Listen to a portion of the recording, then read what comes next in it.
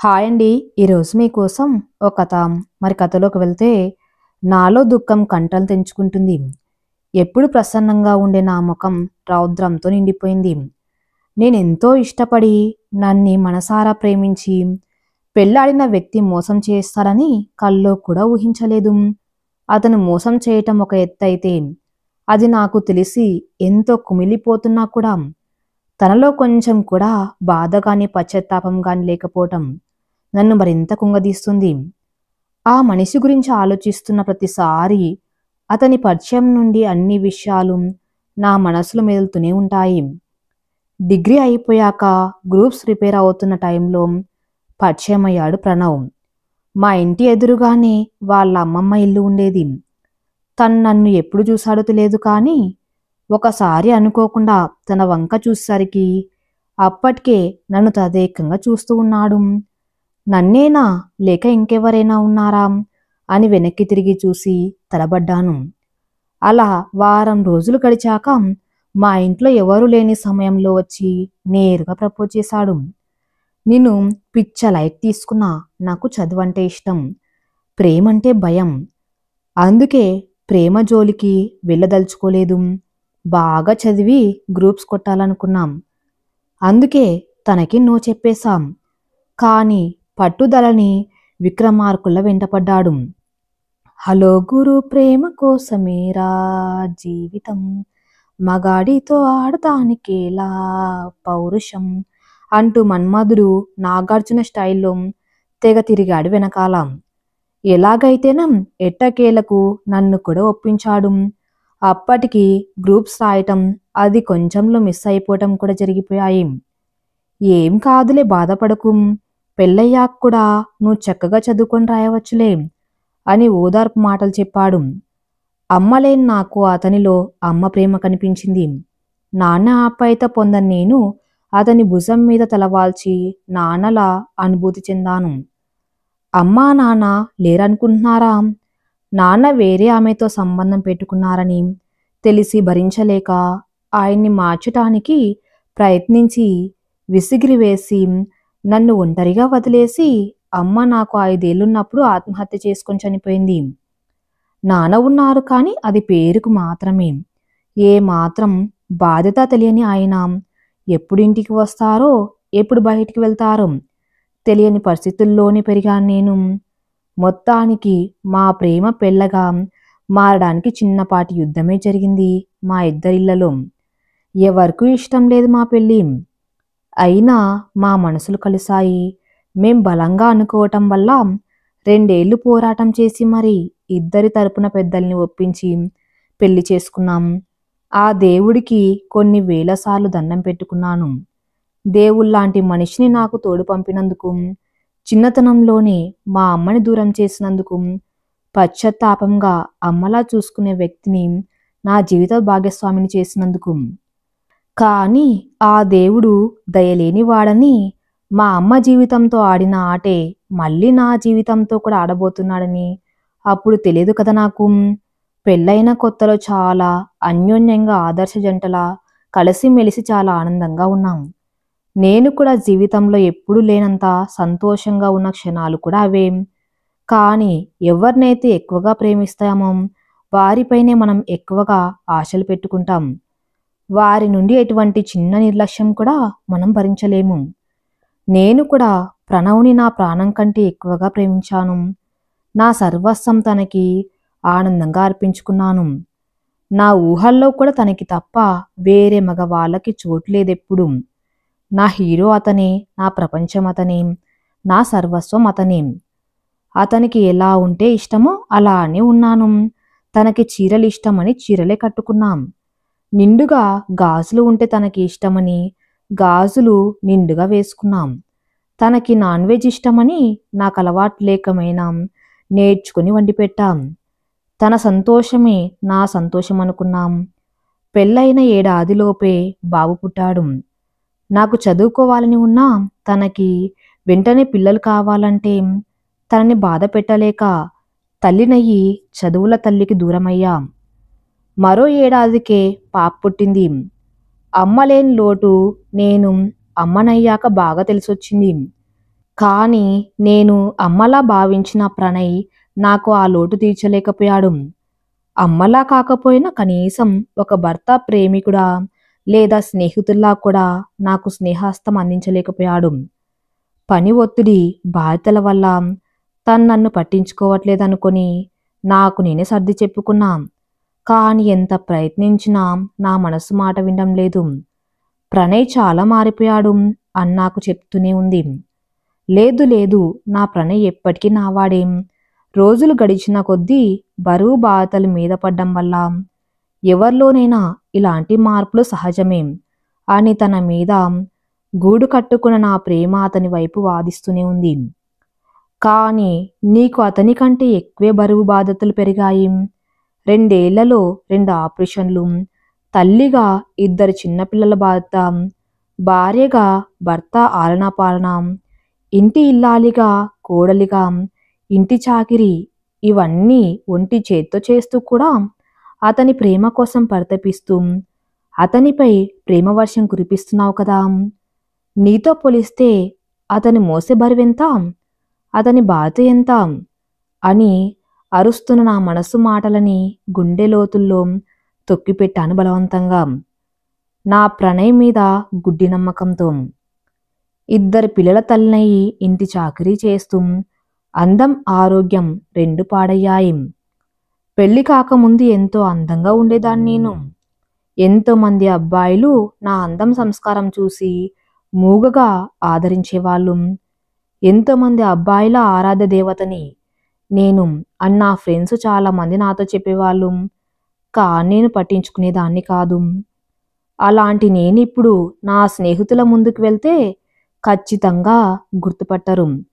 పూర్తిగా చిక్కిపోయి అందవిహీనంగా తయారయ్యాను. అమ్మ లేదు, నాన్న రారు, పట్టించుకోడు. అత్త మామలకి నేనంటే మొదటి నుండి ఇష్టం లేదు, కట్నం తేలేదని. అయినా నాకు ప్రణయ్ ఒక్కడు ఉంటే చాలు, ఈ ప్రపంచమే నా వెనుక ఉన్నట్టు ఫీల్ అయ్యేదాన్ని. కానీ తన ప్రపంచంలో నేను కేవలం ఒక పని మనిషిని మాత్రమే అని, తనకి పిల్లల్ని కనిచ్చే యంత్రాన్ని మాత్రమే అని నాకు ఆ రోజే తెలిసింది. రోజులు గడిచిపోతున్నాయి. బాబుకు 4 ఏళ్ళు, పాపకి 3 ఏళ్ళు. ఆ రోజు కూడా ఎప్పట్లాగానే పని అంతా పూర్తి చేసుకుని పిల్లలిద్దరికి కథలు చెప్పి నిద్రపుచ్చాను. ఆయన కోసం ఎదురు చూస్తున్నా. పొద్దున 9కి వెళ్తే రాత్రి 10, 11 అవుతుంది తను వచ్చేసరికి. పిల్లలు పుట్టక ముందు సాయంత్రం 5 గంటలకల్లా వచ్చేవారు. హాయిగా నాతో కాసేపు కబుర్లు చెప్పేవాడు. ఎంతో ఆనందంగా ఉండేవాళ్ళం. సినిమాలకి, షాపింగ్లకి వెళ్ళేవాళ్ళం. కానీ ఈ మధ్య అయితే అసలు అతనికి కనీసం నన్ను చూసే టైం కూడా ఉండట్లేదు. అయినా ప్రణయ్ వచ్చేసరికి అన్ని పనులు ముగించుకొని పిల్లల్ని పడుకోబెట్టి తినకుండా ఎదురు చూసేదాన్ని రోజు. కనీసం రోజులో ఒక పూట అయినా ఇద్దరం కలిసి భోజనం చేద్దామనే ఆశతో. తినేటప్పుడు కూడా ఫోన్లో ఏదో ఒకటి చూస్తూ తినేవాడే తప్ప కనీసం ఒక్క మాట కూడా నాతో మాట్లాడేవాడే కాదు. నేను ఏదో ఒకటి అడిగినా ఆ ఊ అని పొడి పొడిగా మాట్లాడేవాడు. రాత్రి తనని గట్టిగా హత్తుకొని తనతో మాట్లాడాలని అనుకునేదాన్ని. కానీ తన పాటికి తను అటువైపు తిరిగి హాయిగా నిద్రపోయేవాడు. పాపం రోజంతా పనిచేసి అలిసిపోయాడనుకొని సర్ది చెప్పుకునేదాన్ని. కానీ ఆ రోజు తను పడుకున్నాక తన ఫోన్కి ఏదో మెసేజ్ రావటం గమనించి అనుకోకుండా చూశాను. అంతే, నా గుండె 1000 ముక్కలైన బాధ నాలో. లవ్ యూ బంగారం, ఉమ్మా, గుడ్ నైట్. దీనికే గుండె ముక్కలవ్వాలా అనుకోకండి. మనం ప్రేమించే మనిషి మనకే సొంతం అని అనుకుంటాం ఖచ్చితంగా. నేను కూడా అలానే అనుకున్నా. నాకు ప్రణయ్ మీద అనుమానమే రాలేదసలు. వెంటనే మొత్తం మెసేజ్ చదివాం. తన అన్నం తింటూ కూడా ఫోన్లో ఆమెతో చాట్ చేస్తున్నాడు. వాళ్ళిద్దరి మాటల్ని బట్టి వాళ్ళు స్నేహితులైతే కారు అని నాకు క్లియర్గా అర్థమైంది. తనెందుకు లేట్గా వస్తున్నాడు, హాలిడే రోజు కూడా ఇంట్లో ఎందుకు ఉండట్లేదో నాకు అర్థమైంది. ఆమె ఫోటోలు కూడా ఉన్నాయి ఫోన్లో. నేను పెళ్లి కాకముందు ఎలా ఉన్నానో అలా ఉంది తనిప్పుడు. అందుకే తన వెంట పడుతున్నాడా? ఇలా ఆలోచిస్తూ వాళ్ళ చాటింగ్, వాళ్ళు కలిసి దిగిన ఫొటోస్ చూస్తూ రాత్రంతా ఏడుస్తూనే ఉన్నది. తను చిన్నప్పటి నుండి ఒంటరితనం అలవాటు చేసుకున్నప్పటికీ ప్రణయ్ పరిచయంతో ఒంటరిని కానని, తనకంటూ ఒక తోడు ఆ దేవుడు పంపాడని ఎన్నో కళ్ళు కన్నది. కానీ ఆ రోజు తను మళ్ళీ ఒంటరిదాన్ని అయిపోయినట్లు చాలా బాధపడింది. బాధ అనే పదం చాలా చిన్నదవుతుందేమో. నేను పొందిన వేదనకి, నేను అనుభవించిన నరకయాతనకి. దేవుడా, నేనే పాపం చేశాను? నా జీవితంలో నాకంటూ ఉన్న ఒకే ఒక్క మనిషిని కూడా నా కాకుండా చేశావెందుకు? నా మీద ప్రేమ కురిపించే ఒకే ఒక్క మనిషిని కూడా వేరే వాళ్ళపై ఎందుకు ప్రేమ పుట్టించావు అని ఆ దేవుణ్ణి నిందించింది తప్ప ప్రణయ్ని ఏమీ అనలేకపోయింది. రాత్రంతా ఏడుస్తూ నిద్రపోలేదు. తెల్లారే ముందే నిద్రపోయింది. ఎప్పట్లాగానే 8కి ప్రణయ్ లేచి చూసేసరికి ప్రసన్న ఇంకా పడుకొని ఉంది. ఏంటి ఇంత టైం అయినా లేవకపోవడం ఏంటి అని, ఏమైంది ఇంకా లేవలేదు, నాకు ఆఫీస్కి టైం అవుతుంది అని లేపాడు. అప్పుడే భారంగా కళ్ళు తెరిచి టైం చూసి మెల్లిగా కిచెన్లోకి వెళ్ళి పని మొదలుపెట్టి గంటలోనే చకచక పనులన్నీ పూర్తి చేసి ప్రణయ్కి టిఫిన్ పెట్టింది. లంచ్ బాక్స్ కూడా సర్దింది. టిఫిన్ చేస్తూ ఫోన్లో చాటింగ్ చేస్తున్నాడు ప్రణయ్. తినేటప్పుడు ఫోన్ ఎందుకు ప్రణయ్ అంది ప్రసన్న. ఆఫీస్కి సంబంధించిన మెసేజు అన్నాడు తల ఎత్తకుండానే. సైలెంట్గా ఉండిపోయింది ప్రసన్న. ప్రణయ్ వెళ్ళిపోయాక అత్త మామలకి టిఫిన్ పెట్టి పిల్లలిద్దరికీ తినిపించి స్నానాలు పోసి తను కూడా రెడీ అయి కూర్చొని ఆలోచిస్తుంది. ఏం చెయ్యాలి, ఎలా ప్రణయ్ని మార్చాలి అని. ముందుగా ప్రణయ్ ఎవరితో మెసేజ్ చేస్తున్నాడు, ఆమె ఎవరు, ఈ సంబంధం ఎప్పటి నుండి అనేది తెలుసుకోవాలనుకుంది. వాళ్ళ ఆఫీస్కి ఇది వరకు ఎప్పుడో వెళ్ళిన తను మళ్ళీ అక్కడికి వెళ్ళాలనుకుంది. బయట పనుందని చెప్పి పిల్లల్ని అత్తమామ దగ్గర వదిలి బయటికి వచ్చింది. ప్రణయ్ పనిచేసే ఆఫీస్ పక్కనే ఉన్న ఆఫీస్ క్యాంటీన్లోకి వెళ్ళింది. అక్కడ ఆల్రెడీ 2 లేడీస్ కూర్చొని టిఫిన్ చేస్తూ మాట్లాడుకుంటున్నారు. ఏంటే, ఆ ప్రణయ్కి పెళ్లి కాలేదా? ఎప్పుడు చూసినా ప్రీతితో కలిసే ఉంటాడు. నువ్వు కొత్తగా వచ్చావు కదా, నీకు తెలియదులే. ప్రణయ్కి పెళ్ళై 2 పిల్లలు కూడా ఉన్నారు. కానీ దాదాపు 3 ఏళ్లుగా వాళ్ళ సంబంధం కొనసాగుతుంది. వాళ్ళు పెళ్లి కాని భార్యాభర్తలు. అర్థం చేసుకో ఇక నువ్వే. అయ్యో, మరతని భార్యకి తెలియదా? వంటింటి కుందేళ్లకు భర్త బాగోతాలు ఎలా తెలుస్తాయేం? మరి ప్రీతికి కూడా పెళ్ళయింది కదా, తన భర్త ఏమనడా? వాడెక్కడ ఉన్నాడు? ఫారిన్కి వెళ్ళాడు. దానికి పెళ్ళైన నెల రోజులకే వెళ్ళాడు. 6 నెలలకు ఒకసారి వస్తాడు. 15 రోజులు ఉండి మళ్ళీ వెళ్ళిపోతాడు. ఇప్పటికి దానికి పెళ్ళై 3 ఏళ్ళయింది. అపార్ట్మెంట్ ఫ్లాట్లో ఉండేది మొదట్లో. కానీ ప్రణయ్ మాటి మాటికి వస్తే అపార్ట్మెంట్ వాళ్ళు గొడవ చేస్తారని లోన్ తీసుకుని మరీ ఇండివిజువల్ హౌస్ తీసుకుంది ఆ ప్రణయ్ కోసమే. వామ్మో, వీళ్ళ కథ చాలా దూరం వెళ్ళింది కదా. వెళ్ళి కూడా చాలా రోజులైందిలే. మరి హస్బెండ్ వచ్చినప్పుడు 15 రోజులు ఉంటే అతనికి అర్థం కాదా? అర్థం కాకుండా జాగ్రత్త పడతారు. ఆ 15 రోజులు ప్రణయ్ అటువైపు వెళ్ళడు. ఇంటికి టైంకి వెళ్ళిపోతాడు. ఫోన్ ఎక్కువగా మాట్లాడుకోరు. ప్రీతి ఆ 15 రోజులు ఆఫీస్ కూడా లీవ్ పెట్టి తన భర్తతో ఎంజాయ్ చేస్తుంది, వాడికి అనుమానం రాకుండా. ఇదంతా వింటున్న ప్రసన్నకి తల తిరిగిపోయింది. అన్నీ గుర్తొస్తున్నాయి తనకి. అవును, నిజమే. సంవత్సరంలో 1-2 సార్లు కొన్ని రోజుల దాకా ఇంటికి తొందరగా రావటం, హాలిడేస్ అయినా బయటకు వెళ్లకుండా ఇంట్లోనే తనతో పిల్లలతో టైం గడపటం, ఆ కొద్ది రోజులు మాత్రమే తాను ప్రణయ్తో చాలా సంతోషంగా ఉండటం గుర్తొచ్చాయి. అంటే అది దగ్గరకు రానివ్వనప్పుడు నా దగ్గరికి వస్తున్నాడా? ఆ ఆలోచన రాగానే కళ్ళల్లో నీళ్లు చివ్వున చిమ్మాయి ప్రసన్నకు. గుండెల నిండా బాధతో మౌనంగా ఇంటి దారి పట్టింది. ఇంటికి వెళ్లేసరికి పిల్లలిద్దరూ ఏడుస్తున్నారు. ఇంతసేపు ఎక్కడికి వెళ్ళి తగలడ్డావు అంటూ అరుస్తుంది ప్రసన్న అత్త. ప్రసన్న చెవులకు ఏమీ వినిపించడం లేదు. ప్రణయ్ నన్ను ఇంత దారుణంగా మోసం చేస్తున్నాడా అనే ఆలోచన మాత్రమే మనసులో మెదులుతుంది.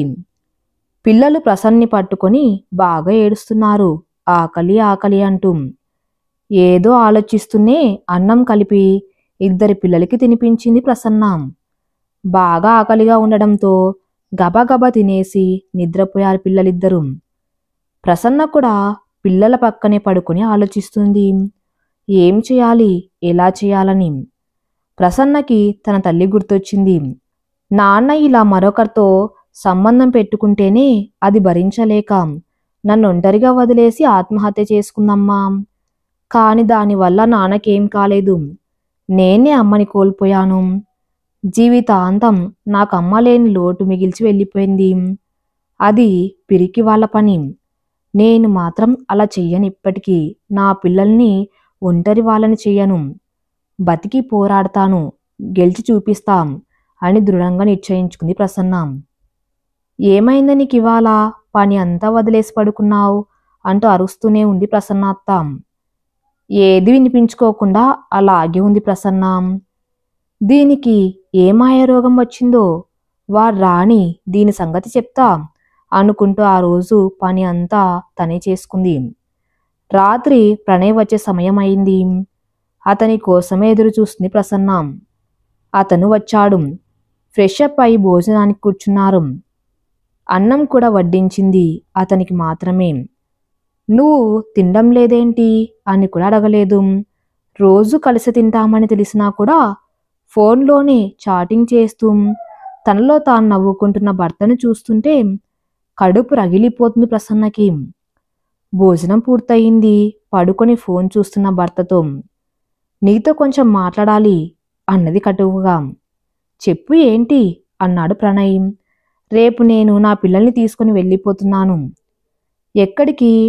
నా బతుకు నేను బతకడానికి. ఏంటి అన్నాడు షాక్తో. అవును, మీ జీవితంలో నా అవసరం లేదు అని నాకు అనిపిస్తుంది. అందుకే మీ జీవితంలో నుండి దూరంగా వెళ్ళిపోతున్నా. మీకు నచ్చినట్లుగా మీరు జీవించండి. ఏమైంది నీకు, ఎందుకలా మాట్లాడుతున్నావు? చాలా విచిత్రంగా ఉంది నీ ప్రశ్న. నేనన్నది నీకు అర్థమైందని నాకు తెలుసు. నువ్వు ఇప్పుడు ఫోన్లో ఎవరితో అయితే మాట్లాడుతున్నావో వాళ్లతోనే సంతోషంగా ఉండు. ఏ పిచ్చి, అలాంటిదేం లేదు, జస్ట్ కొలీగ్స్ అంతే. చూడు, ఏం తెలియకుండా నేను ఒక నిర్ణయానికి రానని నీకు తెలుసు. నేను ఒక నిర్ణయం తీసుకున్నానంటే ఎంత ఆలోచిస్తున్నానో కూడా నీకు తెలుసు ఒకప్పుడు. ఇప్పుడు నీకు నా గురించి ఆలోచించే టైం లేదు, ఇంట్రెస్ట్ లేదు. నేను మీ ఇంట్లో ఒక వస్తువుని మాత్రమే. ఆ వస్తువు ఉన్నా లేకపోయినా నీకు పెద్ద నష్టం లేదు. నా జీవితం అంతా వస్తువుల బతకటం నాకు ఇష్టం లేదు. నేను ఒక మనిషిలా బతకాలనుకుంటున్నాను. నాకు నచ్చినట్లు ఆనందంగా, స్వేచ్ఛగా, సంతోషంగా బతకాలనుకుంటున్నాను. అందుకే వెళ్తాను. ఏమైందిరా, ఎందుకు ఇలా మాట్లాడుతున్నావు అంటూ దగ్గరికి వచ్చాడు. ప్లీజ్ ప్రణయ్, నన్ను తాకకు. నీకు నాకు మధ్య ఉన్న బంధం ఈ రోజుతో పూర్తిగా తెగిపోయింది. నిన్ను ఎంతో నమ్మాను, ఆ నమ్మకాన్ని పూర్తిగా పోగొట్టుకున్నావు. మనస్ఫూర్తిగా నా మనసుని నీ పాదాల దగ్గర పెట్టాను. కానీ నువ్వు పక్క చూపులు చూస్తూ నా మనసుని నీ కాళ్ళతో నలిపేశావు. ఇక నాకు నీతో మాట్లాడే ఓపిక కూడా లేదు. నేను చెప్పాలనుకున్నది నీకు అర్థమయ్యే ఉంటుంది. మీ పేరెంట్స్కి ఏమైనా చెప్పుకో నువ్వేం. నేనెవరికి ఏం చెప్పదలుచుకోలేదు. కానీ నేను నీకు దూరంగా మాత్రం వెళ్తున్నాం అని చెప్పి కళ్ళు మూసుకొని పడుకుంది ప్రసన్న. ప్రణయ్కి ఏం అర్థం కావటం లేదు. ఇంత సడన్గా ఇలాంటి నిర్ణయం తీసుకుంటుందని ఊహించలేదు. ఏదో బెదిరిస్తుందిలే, దాని మొహం ఎక్కడికి వెళ్తుంది? దానికి ఎవరున్నారని? పుట్టింటికి వెళ్తే వాళ్ళ నాన్న తిరిగి ఇక్కడికి పంపిస్తాడు. అలా కాదని ఒంటరిగా బతకగలుగుతుందా? ఏం చేసి పిల్లల్ని పోషిస్తుంది? అదంతా ఏమీ జరగదు, చూద్దాం ఏం చేస్తుందో అనుకుని సైలెంట్గా పడుకున్నాడు. ప్రసన్న పొద్దున్నే లేచి చివరిసారిగా ఇంట్లో అన్ని పనులు చేసింది.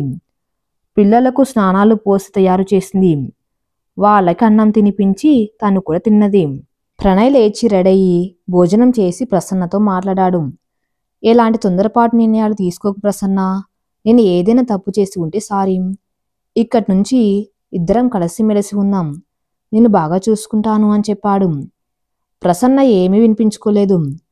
ప్రణయ్ ఎప్పట్లాగానే ఆఫీస్కి వెళ్ళిపోయాడు. ప్రసన్న తన బట్టలు, పిల్లల బట్టలు బ్యాగ్లో సర్దింది. డిగ్రీలో తన ఫ్రెండ్స్ ఇద్దరు ముగ్గురు ప్రైవేట్ స్కూల్లో చెబుతున్నారని తెలిసిన ప్రసన్న వాళ్ళకి ఫోన్ చేసింది. నేను కూడా స్కూల్లో జాయిన్ అవుదాం అనుకుంటున్నాను, ఏమైనా అవకాశం ఉంటుందా అని అడిగింది. ఈ రోజు రా చూద్దాం అని చెప్పారు వాళ్ళు. తన బెస్ట్ ఫ్రెండ్ కరుణకి విషయం అంతా చెప్పి వాళ్ళ ఇంటి దగ్గర రెంట్కి ఒక రూమ్ చూడమని కూడా చెప్పింది. కరుణ వాళ్ళ ఇంట్లోనే ఒక రూమ్ ఖాళీగా ఉండటంతో అందులోనే ఉండమని చెప్పింది కరుణ. లగేజ్ సర్దుకొని వెళ్తున్న ప్రసన్నని ఎక్కడికి అని అడిగింది వాళ్ళ అత్త. మీ అబ్బాయి వచ్చాక అడగండి, అతనికి అంతా తెలుసు అని చెప్పి పిల్లల్ని తీసుకుని వెళ్ళిపోయింది ప్రసన్న. కరుణ వాళ్ళ అమ్మా నాన్న చాలా మంచివాళ్ళు. ప్రసన్న మొదటి రోజు స్కూల్లో డెమో ఇవ్వటానికి వెళ్తుంటే పిల్లల్ని వాళ్ళే చూసుకున్నారు. ప్రసన్న చాలా టాలెంటెడ్. తన దగ్గర మంచి సబ్జెక్ట్ ఉండటంతో స్కూల్ వాళ్ళు ఆమెను సెలెక్ట్ చేసుకున్నారు. 8, 9, 10 తరగతులకి సోషల్ చెప్పటానికి సిద్ధమైంది ప్రసన్న. దానివల్ల తనకిష్టమైన గ్రూప్స్ ప్రిపేర్ అవ్వటానికి కూడా ఈజీగా ఉంటుంది అని ఆలోచించుకుంది. తన భవిష్యత్ ప్రణాళికని ఈసారి పక్కగా మనసులోనే వేసుకుంది. తను ఎలాగైనా సరే కష్టపడి చదివి గ్రూప్స్ రాయాలి, జాబ్ సంపాదించాలి, తన కాళ్ళపై తాను నిలబడి సమాజంలో ఒక ఉన్నత హోదాలో మంచి పేరు సంపాదించుకోవాలి. పిల్లల్ని బాగా చదివించి ఒక మంచి బాధ్యత గల తల్లిని అనిపించుకోవాలి. వంటింటి కుందేల్ని కాదు, బాధ్యత గల అధికారిగా అందరిలో గుర్తింపు పొందాలి. అదే పట్టుదలతో పిల్లలకి పాఠాలు చెబుతూనే మరోవైపు గ్రూప్స్ ప్రిపేర్ అవ్వటం మొదలుపెట్టింది. ఇంట్లో పని, పిల్లల్ని చూసుకుంటూ స్కూల్లో జాబ్ చేస్తూ ప్రిపేర్ అవ్వటం అంటే మామూలు విషయం కాదు, సాధ్యమయ్యే విషయం కూడా కాదు. కానీ మనస్ఫూర్తిగా అనుకుని మనం గట్టిగా తలుచుకుంటే సాధ్యం కానిదంటూ ఏదీ ఉండదు. కష్టమైన భరించింది. తన విజయం, తన ఆశలు, తన కలలు నెరవేరితే తన భవిష్యత్తు ఎలా ఉంటుంది అనేది ప్రతిరోజు ఊహించుకుంటూ తను పడే కష్టాన్ని ఇష్టంగా మార్చుకుంది. అలా 6 నెలలు గడిచిపోయాయి. ఈ 6 నెలల్లో 4-5 సార్లు తన భర్త వచ్చాడు. ఇంటికి రమ్మని బతిమలాడాడు, బెదిరించాడు, కోపడ్డాడు, తిట్టాడు, వెళ్ళిపోయాడు. ఆమె తండ్రి 2 సార్లు వచ్చి తిట్టి వెళ్ళిపోయాడు. ఆమె అత్తమామలు ఒకసారి వచ్చి హీనంగా చూసి తిట్టి శాపనార్థాలు పెట్టి వెళ్ళిపోయారు. ప్రసన్నకి తెలుసు వాళ్ళ ఇంట్లో పనిచేయటానికి ఒక పని మనిషి కావాలని, ఇంట్లో కోడలు లేకపోతే సమాజంలో పరిగిపోతుందని, అందుకే తన్ని పిలుస్తున్నారని. ఏం పట్టించుకోలేదు ప్రసన్న. పిల్లలిద్దరినీ కూడా తను పనిచేసే స్కూల్ తీసుకువెళ్తుంది. అందులోనే జాయిన్ చేసింది వాళ్ళని. తన స్నేహితురాలు కరుణ ఇంకా వాళ్ళ పేరెంట్స్ కూడా తనకి బాగా సహాయం చేశారు, సపోర్ట్ ఇచ్చారు. రాత్రింబవళ్ళు కష్టపడి చదివి గ్రూప్ 2 ఎగ్జామ్స్ రాసింది ప్రసన్న. ఆమె కష్టానికి తగిన ప్రతిఫలం ఇచ్చాడు దేవుడు. ఆమె డిప్యూటీ తహసీల్దార్గా ఎంపికయింది. 1 సంవత్సరం పాటు కంటి మీద సరిగా కొనుక్కు లేకుండా అనుభవించిన కష్టం అంతా మర్చిపోయింది ప్రసన్న తన విజయంతో. ప్రసన్నకి ప్రపంచమంతా జయించినంత ఆనందం కలిగింది. ఇప్పుడు తను తన పిల్లల్ని బ్రహ్మాండంగా పెంచగలదు. సమాజంలో తనకంటూ ఒక మంచి పేరు తెచ్చుకోగలదు. ముందుగా కరుణ వాళ్ళకి చాలా కృతజ్ఞతలు చెప్పింది. మీ రుణం ఈ జన్మలో తీర్చుకోలేను. మీరు నాకు కూడా తల్లిదండ్రులు లాంటి వారే. నేను బతుకున్నంత కాలం మీ బాగోగులు చూసుకుంటాను అని వాళ్ళని గట్టిగా పట్టుకుని ఏడ్చింది. వాళ్ళు కూడా చాలా సంతోషించారు. ఆడదంటే అబల కాదు అని, ఆదిశక్తి మరో రూపమని, తలుచుకుంటే ఏదైనా సాధించగలరని నిరూపించావమ్మా.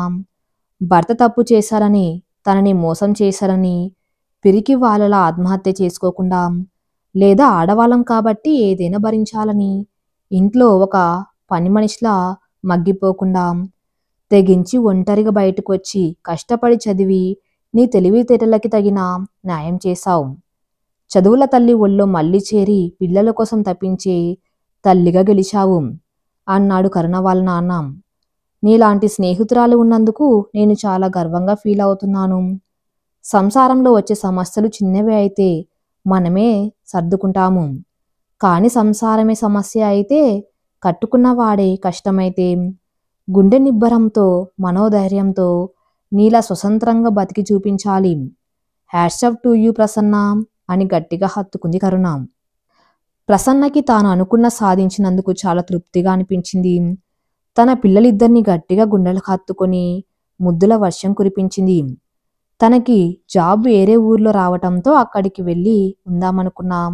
కరుణ వాళ్ళ అమ్మ ఒక్కదానివే పిల్లలతో ఎలా ఉంటావు? ఏం కాదు, ఇక్కడి నుంచే పోయిరా, పిల్లల్ని నేను చూసుకుంటానని చెప్పింది. దాంతో ప్రసన్న అక్కడే ఉండి డ్యూటీ చేసుకునేది. తనకి జాబ్ వచ్చిందనే విషయం తెలిసాక షాక్ అయ్యాడు ప్రణయ్. నమ్మలేకపోయాడు.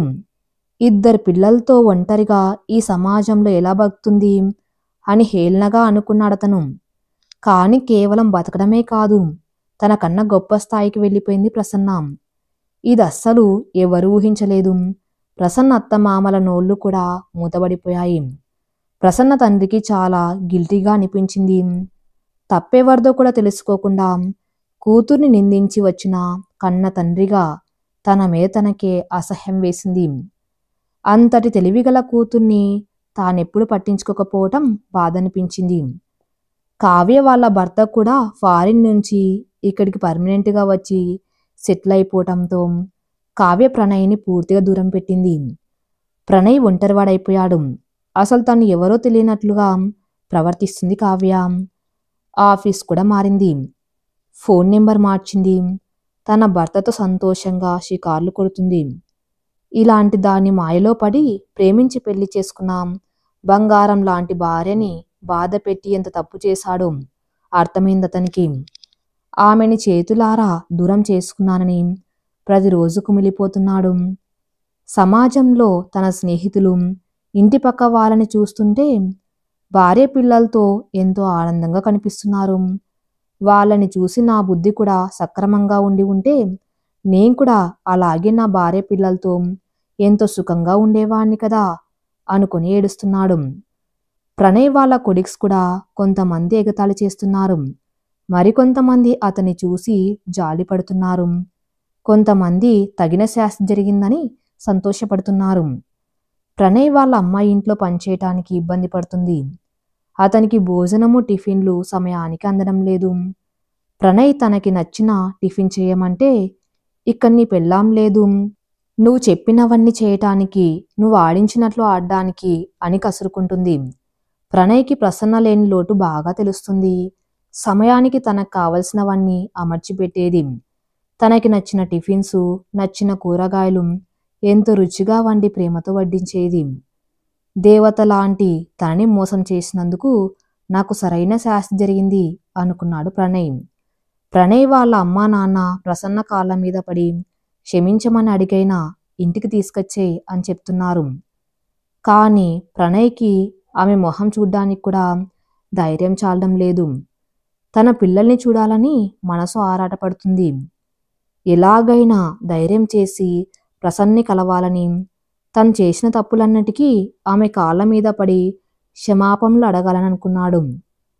ప్రసన్న కరుణ వాళ్ళ ఇంట్లోనే ఉంటుందని తెలుసుకున్న ప్రణయ్ వీలు చూసుకుని సెలవు రోజున తనతో మాట్లాడాలని వెళ్ళాడు.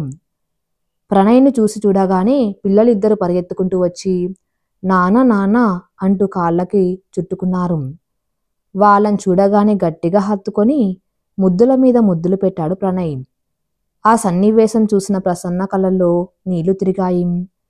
పిల్లలు వాళ్ళ నాని ఎంత మిస్ అవుతున్నారో అర్థమైంది ప్రసన్నకి. వాళ్ళకి నాన్నని దూరం చేసే హక్కు తనకి లేదు అనుకుంది మనసులో. పిల్లలిద్దరికీ తను తీసుకువచ్చిన చాక్లెట్స్ ఇచ్చి మీరు వెళ్ళి ఆడుకోండి అని పంపించాడు ప్రణయ్. ఎదురుగా నిల్చున్న ప్రసన్న వైపు తలెత్తి చూడాలంటే చాలా గిల్టీగా ఉంది అతనికి. పాతాళంలో ఉన్న తన ముందు ఆకాశం అంత ఎత్తుకు ఎదిగిన ప్రసన్న అందుకోలేని ఆ చందమామల ఎంతో స్వేచ్ఛగా కనిపిస్తుంది. కూరుకుపోయిన తన గొంతుతో మాటల్ని కూడదీసుకుంటూ అతి కష్టంగా నోరు విప్పాడు. నన్ను క్షమించు అనే మాట నా వల్ల నువ్వు అనుభవించిన బాధలో ఇసుకరేనంత కూడా తగ్గించలేదని నాకు తెలుసు. కానీ నేను పడే పశ్చాత్తాపం, నిన్ను బాధ పెట్టినందుకు, మోసం చేసినందుకు ప్రతిరోజు అనుభవించే వేదన, జరిగిందంతా పీడకలయ్యి నా జీవితంలో ఎటువంటి మచ్చ లేకుండా ఉంటే ఎంత బాగుండేదే అనే ఆలోచనతో నిద్రలేని రాత్రులు గడుపుతున్నాను. నువ్వు నన్ను క్షమిస్తావనే ఆశ కూడా నాకు కలగడం లేదు. నీ మనస్సులో దిగజారిపోయిన నా స్థానం మళ్ళీ ఏం చేసినా యథాస్థానానికి రాదని నాకు అర్థమైంది. నువ్వే కాదు, నీ స్థానంలో ఏ ఆత్మాభిమానం కలిగిన ఆడపిల్ల ఉన్నా ఇలాగే రియాక్ట్ అవుతారు. కానీ ప్రసన్న, నాకు నా కుటుంబం కావాలి. నువ్వు నేను మన పిల్లలు మళ్ళీ సంతోషంగా ఉండాలి. జీవితంలో ఒకసారి తప్పు దిద్దుకున్నవాడు మళ్ళీ తప్పు చేయడు. ఏదైనా కోల్పోయాక దాని విలువ తెలుస్తుందంటారు. నాకు నీ విలువ నిన్ను కోల్పోయాక తెలిసింది. సిగ్గు విడిచి ఒక స్వార్థపరుల్లా అడుగుతున్నా. నన్ను నీ కొడుకులా భావించి క్షమించు. నన్ను మీ జీవితంలోకి రానివ్వు అని తన కాళ్ళు తాకబోయాడు. దూరంగా జరిగింది ప్రసన్న. తన మొహంలో ఎటువంటి భావం కనిపించడం లేదు. ప్రణయ్ తన వంకే ఆశగా చూస్తున్నాడు, తను ఏం చెప్తుందా అని. చూడు ప్రణయ్, కుటుంబం అనేది నమ్మకం అనే పునాదిపై, ప్రేమ ఆప్యాయతలే గోడలుగా, బాధలని పైకప్పుగా కట్టుకున్న అందమైన పొదరిల్లు వంటిది. కుటుంబంలో ప్రాధాన్యమైన వారు భార్యాభర్తలే.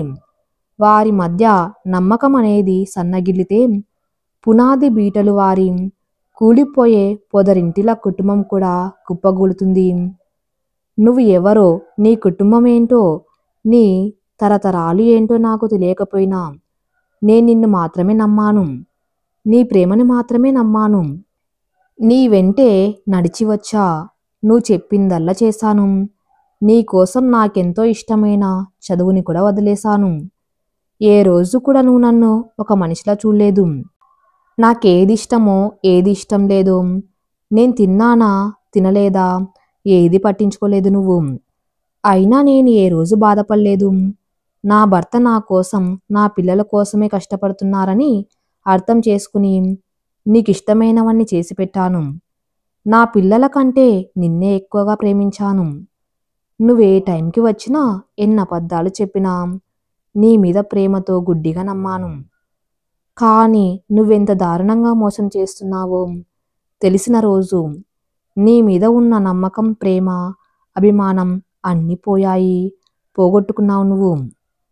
ఆడది భర్తలో ఎటువంటి వ్యసనాలు ఉన్నా భరించగలుగుతుందేమో కానీ మరొక మనిషికి తన స్థానాన్ని ఇవ్వటం మాత్రం ఏ భార్య భరించలేదు, సహించలేదు. చివరిగా నీకు ఒకటి చెప్తున్నాం. నాలో లేనిది దాంట్లో ఏముందని నువ్వెళ్ళావో నాకు తెలియదు కానీ అందం, వయసు అనేవి శాశ్వతం కావు. మనసు అందంలోని ప్రేమ మాత్రమే శాశ్వతం. నా దృష్టిలో సెక్స్ అనేది మనం అవతల వ్యక్తికి ఎంతలా ప్రేమిస్తున్నామో చూపించే అత్యున్నతమైన మార్గం మాత్రమే. అంతేగాని పైపై అందాలు చూసి కామంతో, మోహంతో దగ్గరవటం మాత్రం కాదు. నీకు ఆ సుఖాన్ని అందించడానికి నేను సిద్ధంగా ఉన్నా కూడా నువ్వు మరొకరి వెంట పడ్డావు. కానీ నువ్వు దూరం పెట్టినా నేనెవరికి దగ్గర కాలేదు. కాను. అది ప్రేమంటే. ప్రేమంటే కేవలం సెక్స్ కాదు, కానీ సెక్స్ అంటే ప్రేమ మాత్రమే నా దృష్టిలో. నన్ను క్షమించమని అడిగావు. నిన్ను క్షమించే అంత పెద్ద హృదయం నాకు లేదు. అదెప్పుడో పగిలిపోయింది. కానీ నా జీవితంలోకి మాత్రం నిన్ను రాణిస్తున్నాం. అది కేవలం మన పిల్లల కోసమే. వారికి తండ్రి ప్రేమను అందించు. ఒక భార్యలా నేను కూడా నీ పట్ల అన్ని బాధలు నెరవేరుస్తాను. కానీ పడగదిలో మాత్రం మనం ఎప్పటికీ అపరిచితులమే. ఎందుకంటే ప్రేమ లేని చోట అది ఉండకూడదు. నాకు జాబ్ వచ్చిన చోటే రూమ్ తీసుకుని పిల్లలతో కలిసి ఉందాం. నేను చెప్పినవన్నీ నీకు ఓకే అయితే వచ్చేయి తిరిగి నా జీవితంలోకి. కంటి నిండా నీళ్లతో, గుండెల నిండా బాధతో, మనసు నిండా పశ్చాత్తాపంతో తన ప్రేమ దేవతతో కొత్త జీవితం ప్రారంభించాలని దృఢ నిర్ణయం తీసుకొని తన ప్రసన్నకి ఏదో ఒక రోజు మళ్ళీ తనపై ఖచ్చితంగా ప్రేమ పుడుతుందనే ఆశతో వెనుదిరిగాడు ప్రణయ్. కుటుంబం అనేది సమాజానికి ప్రతిబింబం వంటిది. కుటుంబంలో వ్యక్తులందరి మధ్య ప్రేమాభిమానాలు, ఆప్యాయతలు, అనురాగాలు, వీటన్నిటికీ మించి రక్త సంబంధం ఉంటుంది. కానీ కుటుంబంలో అత్యంత ముఖ్య పాత్రలైన భార్యాభర్తల మధ్య రక్త సంబంధం లేకపోయినా అంతకు మించిన ప్రేమ బంధం వారిరువురిది. అనుమానాలు, అపార్థాలు, అక్రమ సంబంధాలు ఇలాంటి పిచ్చి పనులతో ఎంత విలువైన అపురూపమైన నూరేళ్ల బంధాన్ని అవమానించకండి. కుటుంబం మొత్తాన్ని అల్లకల్లోలం చేసుకోకండి. ఈ కథ ఇంతటితో సమాప్తం. మరిన్ని మంచి స్టోరీస్ కోసం నా ఛానల్ని ఫాలో అవుతూ ఉండండి. Thank you for listening.